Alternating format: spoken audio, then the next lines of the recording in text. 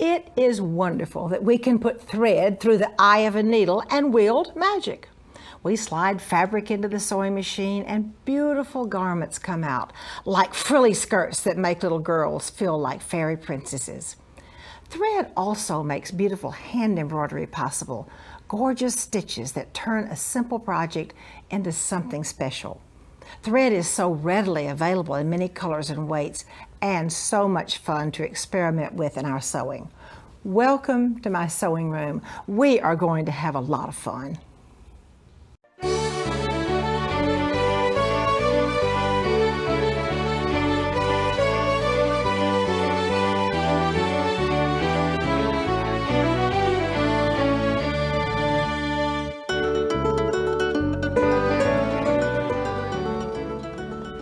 I'm so happy to have as my guest today, Kari Mecca. Kari is the owner and designer of Carry Me Away.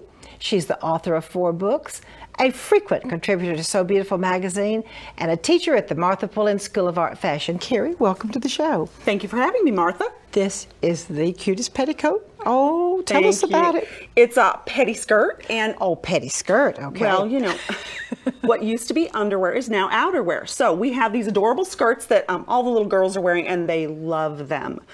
It's actually 2 layers. It's made of nylon chiffon. It's super, super full, which you can see. And oh, is it ever? It's made with 2 colors. They're just too much fun to make, and you will be, whoever is the receiver of this, you'll be their favorite person. How many yards of nylon? Pre-cut ruffles, over 300 yards. Okay, well, it is adorable. Show us how you do that. Well, you know, it's so full, we need our ruffler foot. Okay. So I'm going to talk about the ruffler foot first, and so I've brought a sample to show you some of the features so that you can better understand. They're kind of scary looking, but you know, we do what we must, and you don't want to ruffle this with gathers. You really do need to have a ruffler foot. Can you imagine 300 yards? Oh. You really also want to have whatever foot is suggested by your manufacturer for your machine.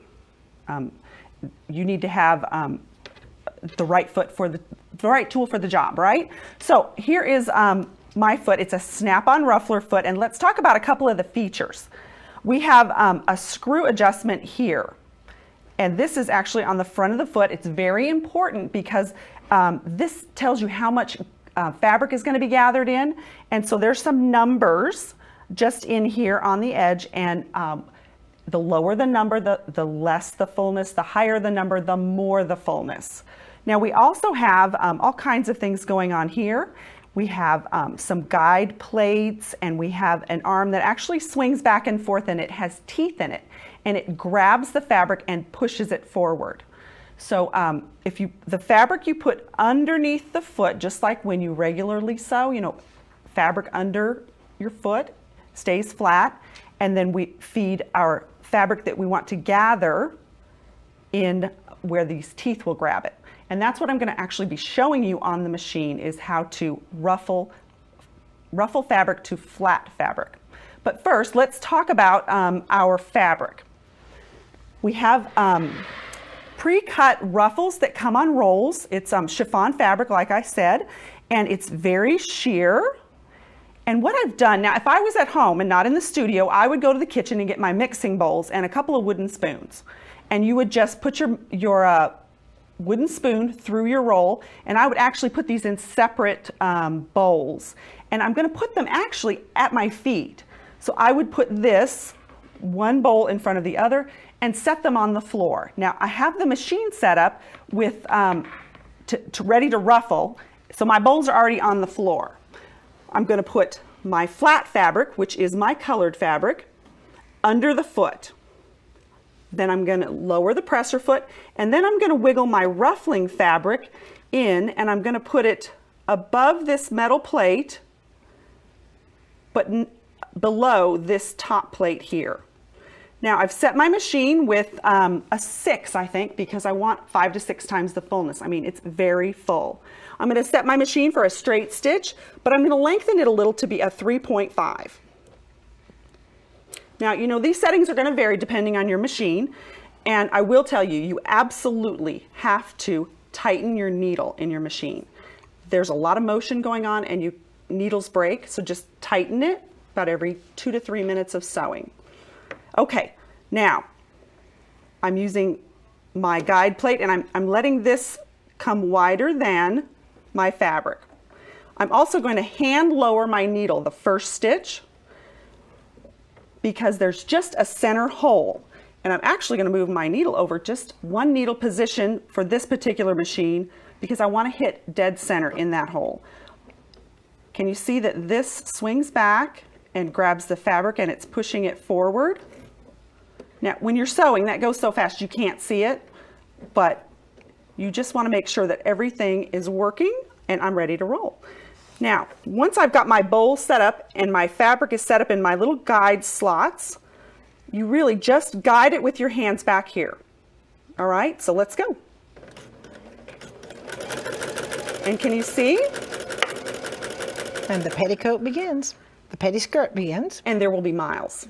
So if you have, make sure you have some space because you'll have virtually a laundry basket full of ruffled fabric. How much fun. How much fun. And when you're finished, that is how you ruffle flat fabric. I'll say these are not just for little girls. I have a very dear friend named Janet, was taking her two granddaughters to a theme park for a vacation. She made one for her to wear with her granddaughters. And she said, I have never seen anything like everybody in the park stopped to tell her how cute her skirt was. So it isn't just for little girls. I bet she was adorable. Oh, Kari, thank you so much. And now, thank you, Kari has some sewing inspirations to share with you.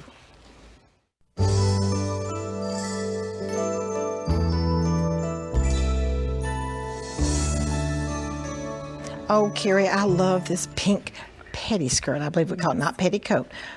And this is all one color? Done all in one color, super full, and also for the older girl. Doesn't just have to be for the little girls. And we have a cute little leotard top here, a little camisole to go with it. Well, Martha, you know, not everything has to be homemade. Purchase camisole, put some trims on it, and you've got a cute outfit. I think it's a cute outfit. And this is the little two-color.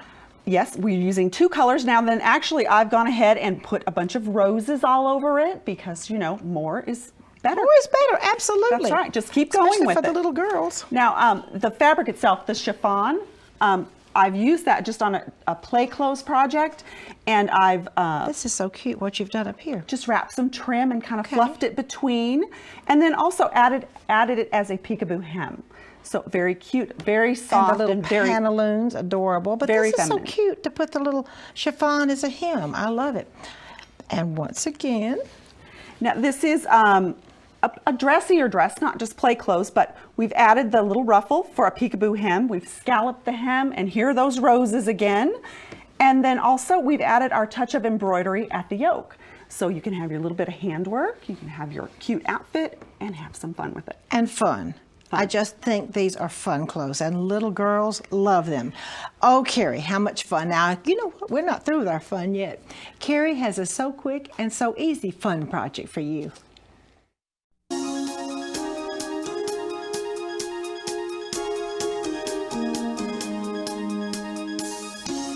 Kari, this is adorable. A pettiskirt or on a baby knit, on a bubble.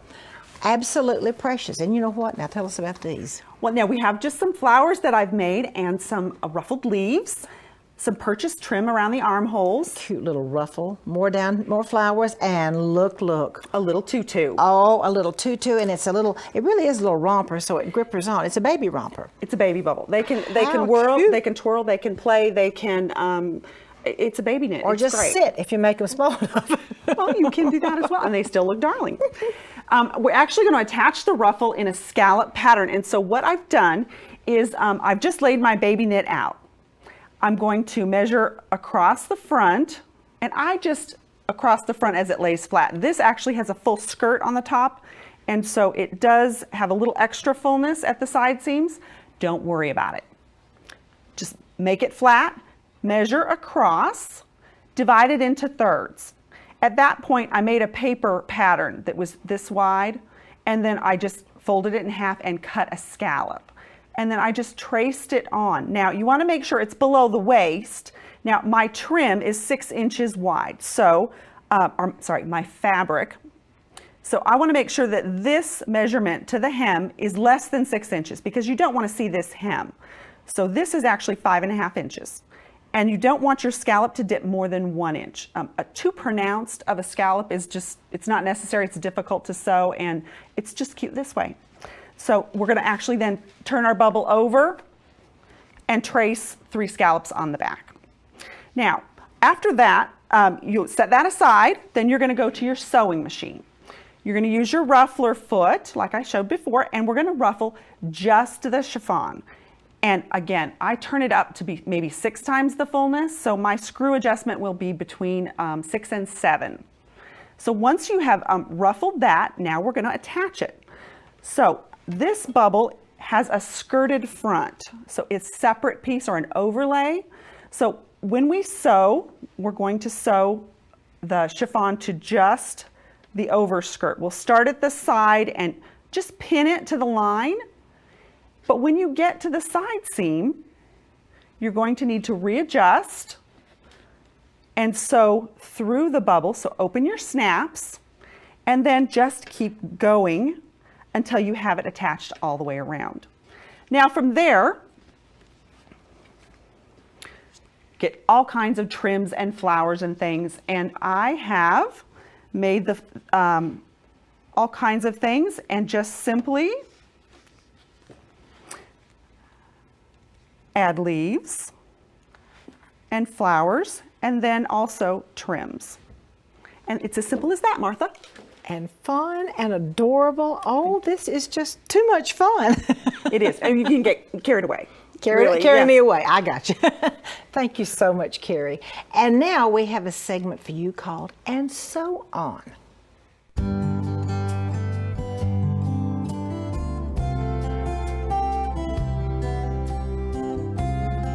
I'm so happy to have as my guest today, Jeff Williams. Jeff is president of Presencia Threads USA. Jeff, welcome to the show. Thank you, Martha. You have some beautiful things here. Let me just beautiful hand cross-stitch pieces. It's beautiful swan. Now, Jeff, is traditionally the floss what people do hand cross-stitch with? Traditionally, yes. Two plies of the 6-stranded floss. However, I do know that a lot of people do cross-stitch as well as smocking with this thread. Now tell us about it. More and more people are going back to the traditional threads for the cross-stitch and the embroidery, which is the traditional pearls. The pearl cotton. I know Patty Smith still does all of her smocking, let's see, with the number 8 pearl cotton. Let me just show a couple more of these beautiful pieces that you brought. The hand cross-stitch. Isn't this gorgeous? And you know what I love about this is the beads that have been sewn in the bottom. Just adds some more flair, some texture, and some pizzazz to it. You know, there are a lot of people that love cross-stitch, including me. Oh, and we have the little matching girl. That's right. At the seaside. Very classic, very beautiful. And then this, absolutely beautiful, the roses, all done by hand with either one of the threads, the traditional floss or the pearl cotton. Correct. Now you've got some wonderful ideas to share with us about threads. I cannot wait to see. Now typically, I mean, when you're looking at fibers, there's general properties that you want to look for as to how they're made and what they're made out of. The better the cotton, the higher the quality of the thread. The spinning and the processing is all important as to what you end up with as the end result in the thread. The Egyptian cotton is the highest quality on the planet, and then goes down from there. The dye process is very critical. There's bleach fast dyeing and there is reactive dyeing. The reactive dyeing is what you typically see, and that's what's termed colorfast. Okay. The color fastness means it can be washed in 95 degrees Celsius in detergent and will retain its color. And many fibers are color fast. Specifically, there are some fibers that you want to look for if you need that property to be bleach fast. And anything that you're going to stitch or make that's going to be around food or around children or people on clothing, you would prefer to have a bleach fast fiber. That way, if you spill coffee on it or mustard or any food item, you can then wash it hot and bleach it and have your fiber survive. But not many fibers still offer that bleach fast dye. Now look at those beautiful, this one right here. That's what I want to do. I find so fascinating. That is beautiful. Now, is that hand sewing thread? This is a hand embroidery rayon, very unique. It's was not designed to be used on a sewing machine at all. However. and typically is not. It's a hand embroidery for hand stitching. But what quilters and sewers in the United States have found is they'll bobbin stitch with it. They'll wind the rayon around the bobbin, use a metallic thread in the top of the machine, and get a fantastic, very luxurious and shimmering effect, now, from the mixture of the two threads. What I wanted to ask you to show us quickly is that, would you show us that bowl of bleach you have over there, and let's see what the difference between... Before we started the taping, we That's right. put a skein of our floss into 100% bleach, and after 20 minutes, you can see they're the same color. Absolutely. And you see, I like that because that means that when you wash them, no matter what, it's not going to fade. And some threads do fade, as we know. Yeah. Jeff, thank you so much for sharing these ideas about threads. And to me, this is very fascinating. That's chlorine bleach, by the way. Yes, it is. And now we have some hand embroidery to share with you.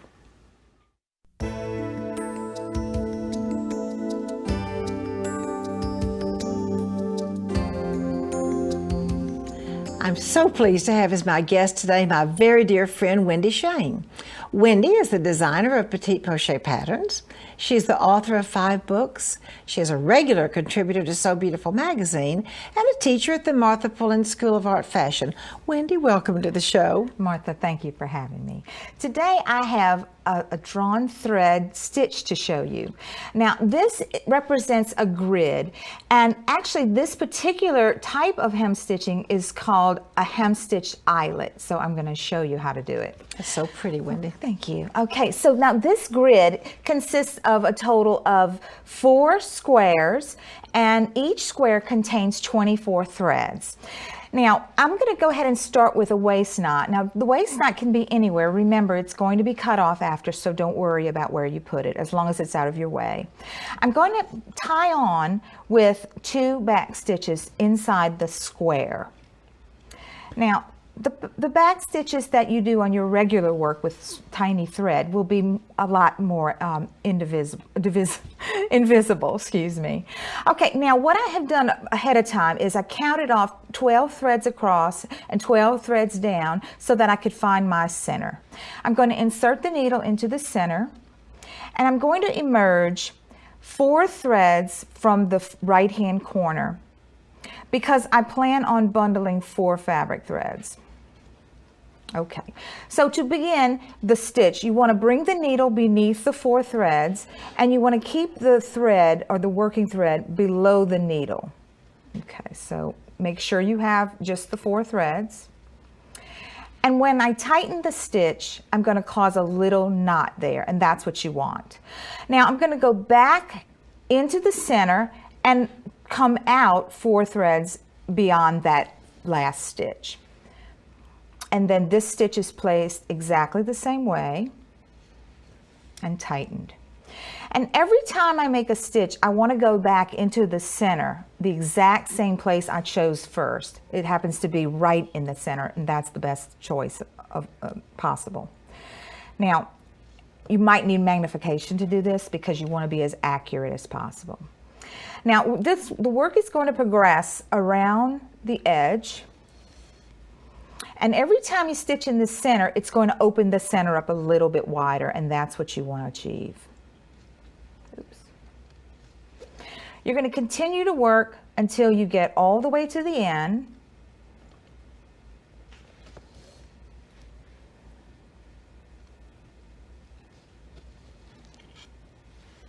I want to try to get there as fast as I can. Sometimes needlework takes a little longer than you think.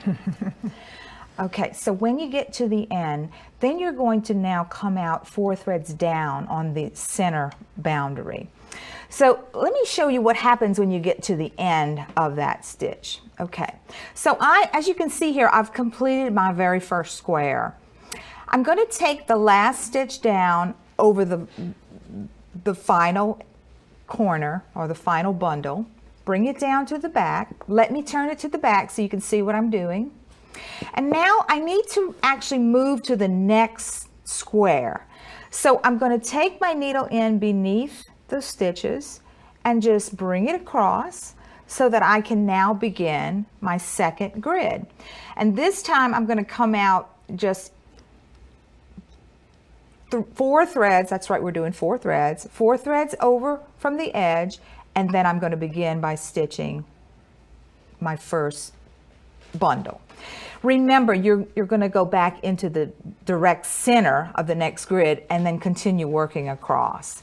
Now, this particular stitch is usually done on fine linen. It can be done on any size, but what you need to remember is that when you choose your linen, try to get an even weave so that you have a true square. If you're working with an uneven weave, you need to make allowances for however many threads go in what direction. Sometimes you may need to put 12 in one direction and 18 in the other. Just make sure, or 19 or whatever number you're choosing to bundle. You can also do bundles of 3 or 2 because 12 is a number that you can use either one of those configurations. And in work this size, I want to try to keep it, instead of just doing 2 grids, I'd like to do maybe 12 squares and then do every other square for a nice pattern. Other than that, this is a variation you can put on a children's clothing or linens for the home, or anything you think is right for it. So Martha, that's really all there is to it. Wendy, that is absolutely beautiful. Thank you so much. And now I would like to share a piece from my vintage collection with you.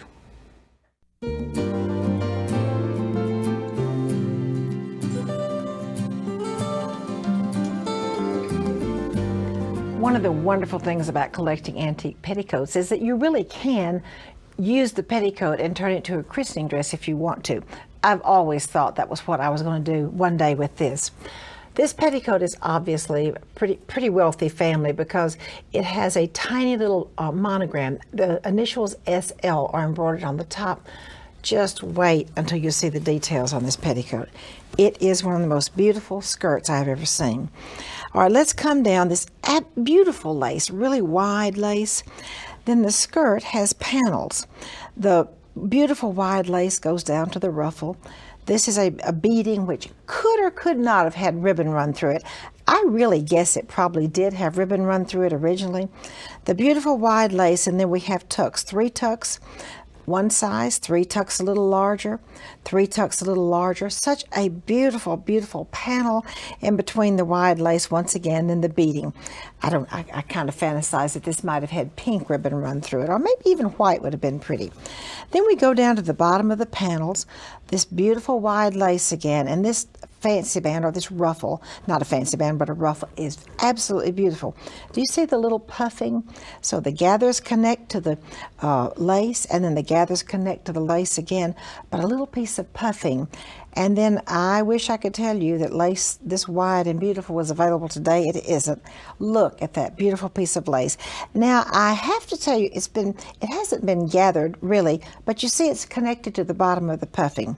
Then there was an underslip that's simple and sweet, but again, the Swiss Batiste with just a little bit of lace.